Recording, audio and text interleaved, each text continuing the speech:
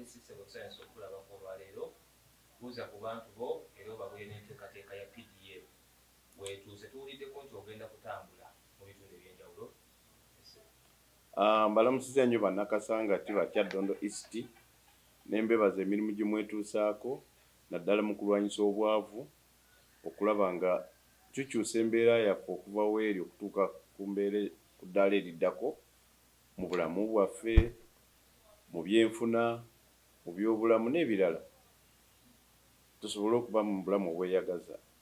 Ofiisi ya RDC e Kasangati egenda kutambula ne ttiimu endala nga tugezaako okutunuulira ne ttiimu endala ng'eva mu State House okugezaako okutunuulira abantu bonna abaafuna ssente eza PDM okuva pulogulaamu bwe yatandika ne ku eno ezigenda okugabibwa. N'ekyo tufulumiza pulogulaamu nga tutandika n'Olwokutaano nga 10 ku Lwokutaano nga nnaku z'omwezi 31 ogw'Ekkumi tujja kubeera mu Lukagwe Masooli ku Church of Uganda ku ssaawa 6 gwennyini. Nkubiriza abantu mwenna mujje mutegeere pulogulaamu eddako naddala nammwe abaafuna. Tetubayise kubabanja, tubayise kukakasa oba mwafuna, tubabuulire ne pulogulaamu eddako gye mugenda okuganyulwamu kuba tulondoola abantu baffe be twatandika nabo batuuseewa, kiki ekibabulamu, kiki tusobola okwongeramu okulaba ng'abantu abo bava ku mbeera gye baliko okudda ku mbeera endala.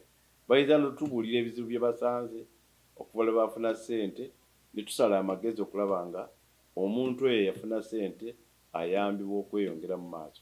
So ng'ennaku z'omwezi 3 tujja kuba Kiteezi mu luka gw'Ekiteezi ku Church of Uganda, ate ku nnaku z'omwezi 4 tujja kubeera Gayaza Primary School. Ennaku z'omwezi 5 tujja kubeera Kabubbu omuluka awo ku Gomba Hotel we tujja okubeera bayitayo nda z'abazadde.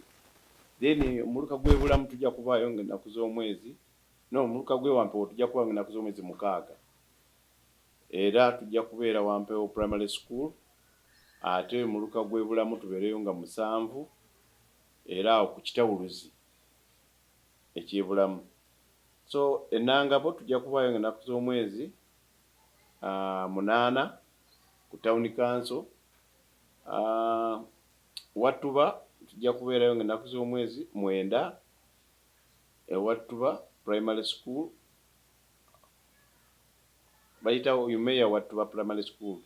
Then ng'ennaku z'omwezi 10 tubeere Katadde ku Mayirikiti Church of Uganda Primary School. N'olwekyo mwenna abaafuna ku ssente okuva mu 2022 okutuukira ddala mu 2024 tubeetaaga, tugenda bakolamu omulimu, mugenda kulonda tugenda kulonda ne bakoordinator, tugenda kubawa ne message endala egenda okubasobozesa okukulaakulana okusinga we muli.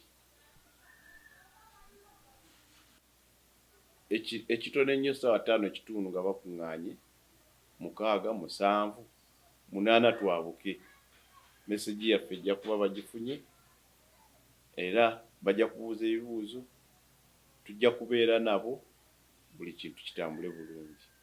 Negendereddwamu okubalaba, okumanya we batuuse ku by'enkulaakulana. Ekyokubiri, okulaba bizibu ki bye bayiseemu, tusala magezi ki okubiggyawo. Tutandika ate kufuna miliyoni 3 buli muluka, 2 ku 3 okusinziira mu bunene bw'omuluka. N'olwekyo tugamba nti twagala tuteeketeeka abantu bano abaafuna ku ssente batuuseewa, kiki ekibulamu, bizibu ki bye basanze, tufune ne ba coordinators bokka abaabo abantu abaafuna ku ssente.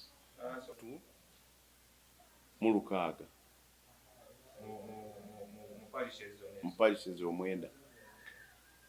n'olwekyo miliyoni emu okujjako omwaka ogwasooka gwalimu ebizibu nti miliyoni abamu bagigabananga babiri, naye nga kati okuva mu mwaka ogwaddako n'okutuuka kati we tuli baadde bafuna miliyoni emu. Ate tuli mu kuteekateeka n'abagenda okufuna mu mwezi gwa Novemba guno.